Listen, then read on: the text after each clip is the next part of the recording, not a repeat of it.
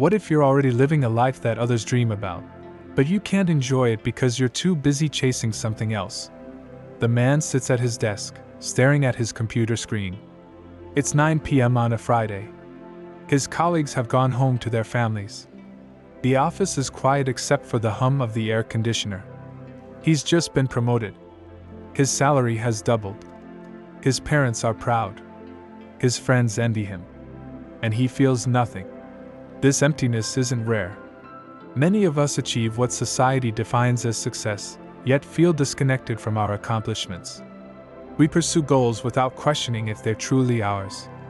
We chase standards of happiness defined by others while our own joy remains elusive. You might recognize this feeling. The nagging sense that despite checking all the right boxes, something fundamental is missing. The chase for external validation often begins early. As children, we learn to seek approval from parents and teachers. This pattern follows us into adulthood, where we measure our worth through job titles, salaries, and social media likes. We become trapped in what psychologist Alain de Botton calls status anxiety, the constant fear of how others perceive us. A client once told me, "I've done everything right. College, good job, nice apartment. I should be happy, but I keep thinking there's something more I need to achieve." When I asked what more meant, she couldn't answer. The goalposts kept moving because they weren't hers to begin with. This chase creates a peculiar blindness. We become incapable of recognizing our current life might already contain what we genuinely need for fulfillment. Mark Manson addresses this in The Subtle Art of Not Giving a FCK, suggesting that happiness comes not from pursuing more, but from becoming comfortable with what we already have. Similarly, Stoic philosopher Seneca wrote nearly 2,000 years ago, "It is not the man who has too little, but the man who craves more, that is poor." The question isn't whether you've achieved enough, but whether you've stopped to appreciate what you've already built. Consider the possibility that you're living someone else's definition of a dream life while missing your own.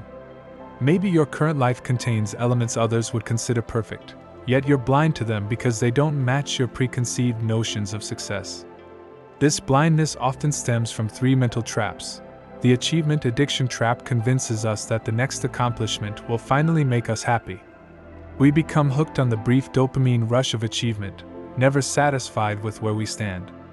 Like a hamster on a wheel, we keep running without moving forward. The comparison trap keeps us measuring our lives against carefully curated versions of others. We see their highlight reels on social media and compare them to our behind-the-scenes footage. This guarantees perpetual dissatisfaction since there will always be someone with more apparent success. The deferred happiness trap tells us, "I'll be happy when I get promoted, when I buy a house, when I lose weight." We put our joy on hold, waiting for future conditions that may never satisfy us when they arrive. Breaking free requires a fundamental perspective shift. Viktor Frankl, Holocaust survivor and psychiatrist, discovered in concentration camps that those who found meaning in their suffering were more likely to survive. In his book, Man's Search for Meaning, he argues that the pursuit of happiness itself often leads to unhappiness. Instead, happiness comes as a byproduct of finding meaning. This parallels Buddhism's teaching that desire causes suffering. The path to contentment lies not in wanting more but in wanting what you already have. The shift begins with a simple yet profound question: what if you're already living your dream life, but you haven't recognized it? This question isn't about settling for less or abandoning ambition. It's about seeing the richness of your present circumstances before blindly chasing more. Start by conducting a reality inventory. Write down everything you take for granted: your health, relationships, opportunities, freedoms, and achievements.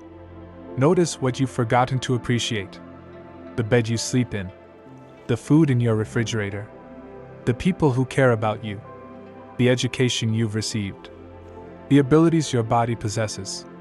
Then create a personal success metric. Define what success means specifically to you, not to your parents, peers, or social media.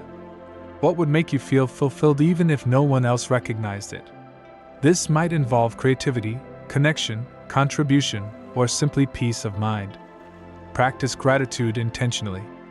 Research by Dr. Robert Emmons shows that regularly acknowledging what you're grateful for significantly increases well-being. This isn't toxic positivity, it's recognizing reality more completely by countering our negative bias. Lastly, implement a joy audit. Track what genuinely brings you joy versus what you do out of obligation or for external validation. Adjust your life accordingly, investing more time in activities that create genuine fulfillment. Consider the paradox that many who achieve conventional success later simplify their lives to find happiness. Warren Buffett, despite his billions, lives in the same house he bought in 1958 and finds joy in simple pleasures. Meanwhile, many struggle financially while chasing lifestyles they think will bring happiness.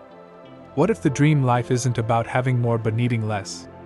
Not fewer material possessions necessarily, but fewer external validations. Fewer opinions dictating your worth. Fewer comparisons stealing your joy. A client once realized after months of therapy that she'd been so focused on becoming successful that she'd missed the fact she was already living her childhood dream. She had financial security, meaningful work, loving relationships, and good health, everything she once hoped for. Her unhappiness came not from lacking anything, but from failing to recognize and appreciate what she had built. Perhaps the most profound freedom comes from recognizing that you're already enough. Your worth doesn't depend on what you achieve or acquire. The constant striving for more often stems from the false belief that you need to prove your value. Ancient wisdom from various traditions converges on this point. From Stoicism to Buddhism to modern psychology, the message is consistent. Happiness comes not from getting what you want, but from wanting what you have. The next time you find yourself thinking, "I'll be happy when," pause and consider a different question.